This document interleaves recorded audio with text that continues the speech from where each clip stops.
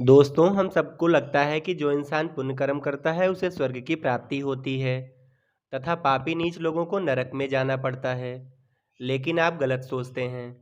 इस धार्मिक कथा के माध्यम से हम आपको बताएंगे कि स्वर्ग में जाने का असली हकदार कौन है और वह कौन से ऐसे कर्म हैं जिससे आपके सारे कष्ट और पाप समाप्त हो जाते हैं। आइए जानते हैं साथियों इस धार्मिक कथा के माध्यम से। एक बार धरती लोक पर 4 व्यक्तियों की मौत एक साथ में ही हुई थी।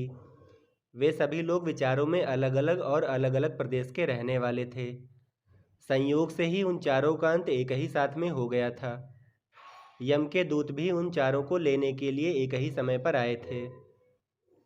मरने वालों में एक पूजा पाठ करने वाला पंडित था, दूसरा बड़ा और धनी व्यापारी था, तीसरा किसी प्रदेश का राजा था और चौथा गरीब मजदूर था।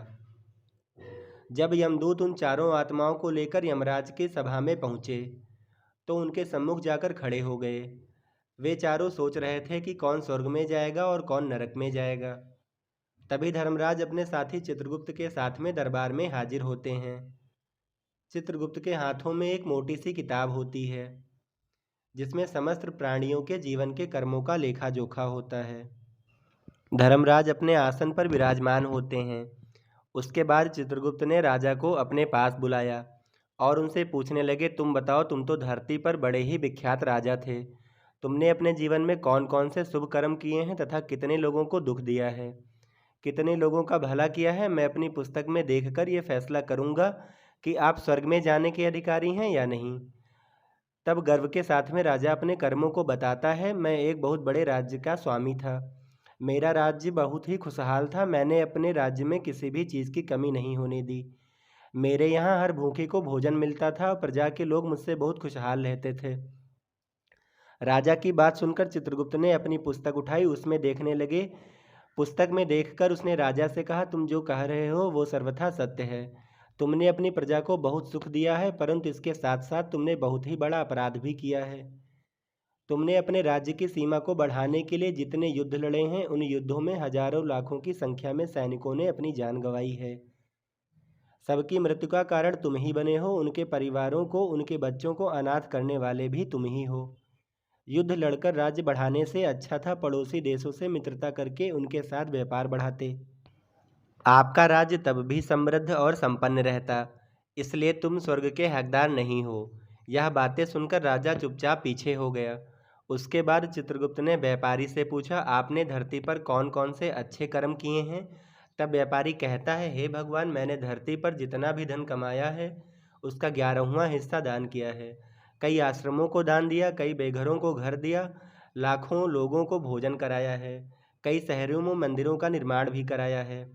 व्यापारी की बात सुनने के बाद चित्रगुप्त ने अपनी पुस्तक खोली जिसमें उसके जीवन के सारे अच्छे बुरे कर्म लिखे हुए थे। चित्रगुप्त ने बताया कि देखो, तुम जो कहते हो वह सब सत्य है, पर तुम्हारा पाप यह है कि तुमने जो धरती पर दान और धर्म किया है वह तुमने उन पैसे से किया है जिसको कमाने के लिए तुमने झूठ बोला है।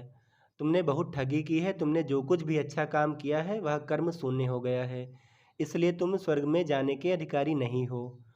उसके बाद पंडित जी को बुलाया गया और पूछने लगे कि तुमने अपने जीवन में कौन कौन से पुण्य कर्म किए हैं। तब पंडित जी कहते हैं, हे भगवान, मेरा पुण्य यह है कि मैंने हजारों लोगों को ज्ञान दिया है, हजारों लोगों के घरों में पूजा पाठ करवाया है, दिन रात मैंने ईश्वर का जप तप किया है, हजारों कन्याओं का विवाह करवाया है, अनगिनत लोगों को मार्गदर्शन किया है। इससे ज़्यादा शुभ कर्म और क्या हो सकता है।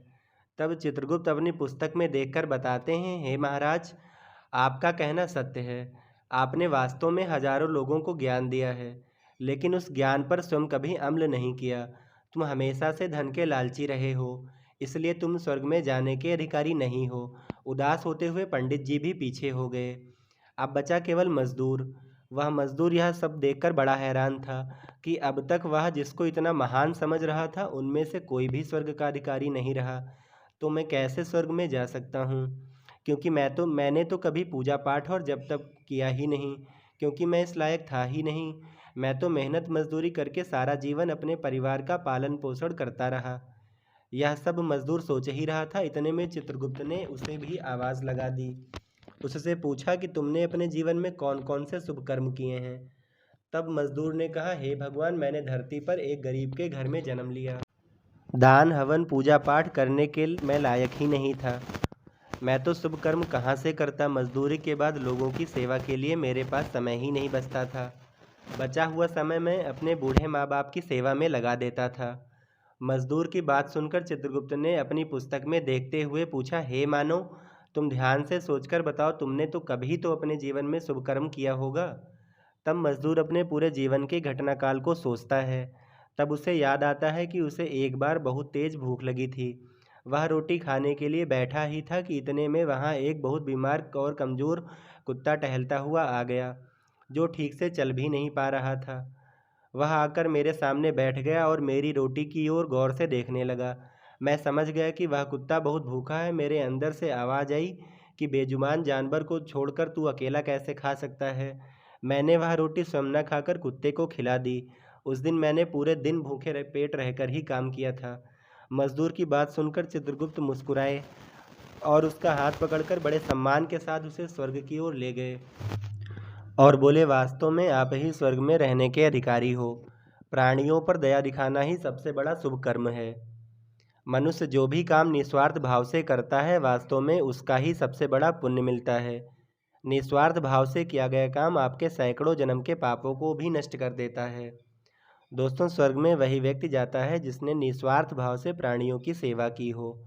आशा करते हैं कि यह धार्मिक कथा आपको ज़रूर अच्छी लगी होगी।